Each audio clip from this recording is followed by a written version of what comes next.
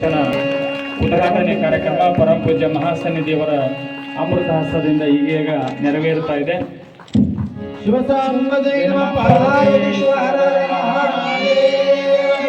ಜಗದ್ಗುರು ನಗಾನೇಶ್ವರ ಮಹಾರಾಜ್ ಕಿ ಮಹಾರಾಜ್ ಕಿ ಜಗದ್ಗುರು ಬಸವೇಶ್ವರ ಮಹಾರಾಜ್ ಕಿ ಜಯ ಮಂಗಲಂ ಜೈ ನಮಃ ಪಾರ್ವತಿ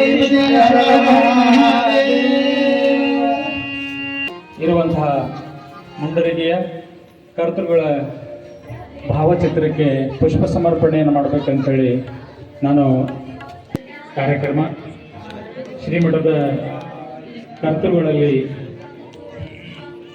ಅವರ ಭಾವಚಿತ್ರಕ್ಕೆ ಮನಪೂರ್ವಕವಾಗಿರುವಂತಹ ಪುಷ್ಪ ದೊರೆಯುವುದರ ಮೂಲಕ ಶ್ರೀ ಗುರು ಬಸವಲಿಂಗಾಯ ನಮಃ.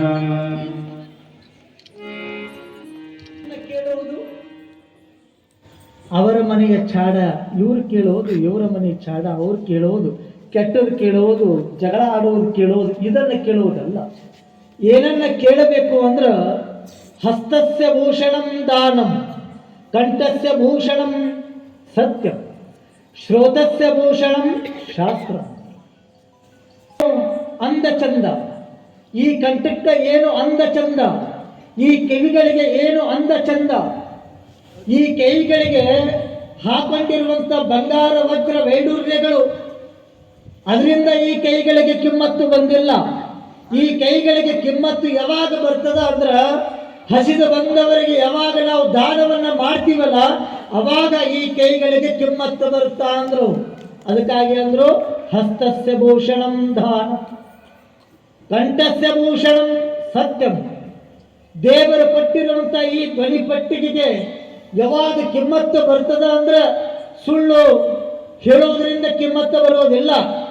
ಈ ಕಂಠಕ್ಕೆ ಯಾವಾಗ ಕಿಮ್ಮತ್ತು ಬರುತ್ತದೆ ಅಂದ್ರೆ ಸದಾವಕಾಲ ಸತ್ಯವನ್ನ ನುಡಿಬೇಕು, ಸತ್ಯವನ್ನ ಮಾತನಾಡಬೇಕು, ಅವಾಗ ಈ ಕಂಠಕ್ಕೆ ಕಿಮ್ಮತ್ತು. ಮುಂದುವರೆದ ಮಾತನ್ನು ಹೇಳ್ತಾರೆ ಅವರು. ಶ್ರೋತಸ್ಯ ಭೂಷಣಂ ಶಾಸ್ತ್ರ. ಕಿವಿಗಳಿಗೆ ಏನು ಕಿವಿಗಳಿಗೆ ಏನು ಬಂಗಾರ ಹಾಕೊಂಡ್ರೆ ಕಿಮ್ಮತ್ತು ಬರೋದಿಲ್ಲ. ಈ ಕಿವಿಗಳಿಗೆ ಈ ಕಿವಿ ತುಂಬ ಬಂಗಾರ ವಜ್ರ ವೈಡೂರ್ಯಗಳು ಹಾಕೊಂಡಾಗ ಅದಕ್ಕೆ ಕಿಮ್ಮತ್ತು ಬರೋದಿಲ್ಲ. ಕಿವಿಗಳಿಂದ ಏನನ್ನ ಕೇಳಬೇಕು ಅಂದ್ರೆ ಒಳ್ಳೆಯ ಹಿತನುಡಿಗಳನ್ನ, ಒಳ್ಳೆಯ ಆಧ್ಯಾತ್ಮಿಕ ಚಿಂತನೆಗಳನ್ನ, ಸ್ವಾಮಿಗಳ, ಶಿವಯೋಗಿಗಳ, ಸತ್ಪುರುಷರ, ಅವಧೂತರ, ಸಂತರ, ಮಹಾತ್ಮರ ಅವರೆಲ್ಲರ ಚಿಂತನೆಗಳನ್ನ ನಾವು ಕಿವಿಯಾರೆ ಕೇಳೋದ್ರಿಂದ ನಮ್ಮ ಕಿವಿಗೆ ಅವಾಗ ಕಿಮ್ಮತ್ತು ಬರುತ್ತೆ ಅಂತ ಈ ನಮ್ಮ ಶಾಸ್ತ್ರ ಹೇಳುತ್ತೆ.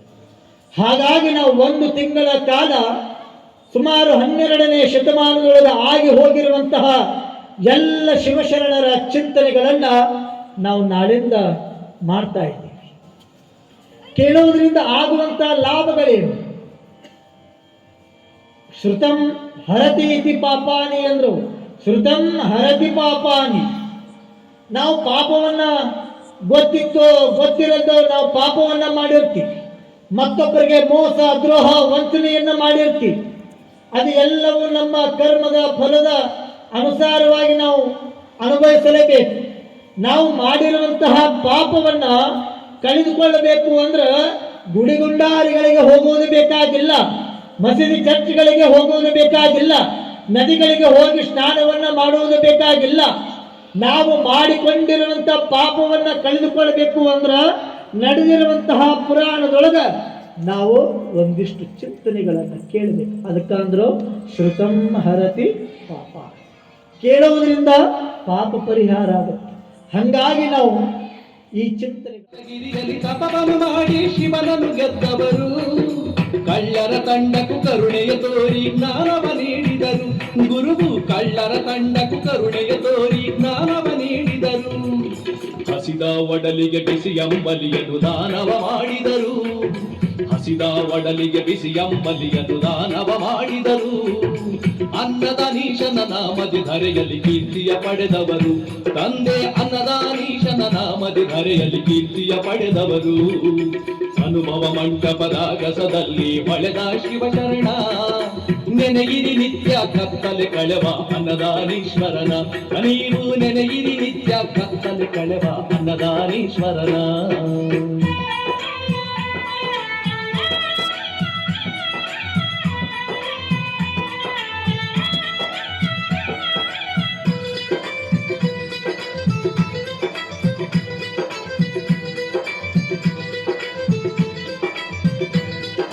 ಮೃಡಗಿರಿಯಲ್ಲಿ ಗುರುಪೀಠವನ್ನು ಸ್ಥಾಪಿಸಿ ಮೆರೆದವರು, ಮೃಡಗಿರಿಯಲ್ಲಿ ಗುರುಪೀಠವನ್ನು ಸ್ಥಾಪಿಸಿ ಮೆರೆದವರು, ಶಿವನನ್ನು ನೆನೆವ ಮಂತ್ರದ ಮಹಿಮೆಯ ಲೋಕಕ್ಕೆ ತಿಳಿಸಿದರು. ಗುರುವು ಶಿವನನ್ನು ನೆನೆವ ಮಂತ್ರದ ಮಹಿಮೆಯ ಲೋಕಕ್ಕೆ ತಿಳಿಸಿದರು. ಶರಣರ ತತ್ವವ ಜನರಿಗೆ ಬೋಧಿಸಿ ಜ್ಞಾನವ ನೀಡಿದರು.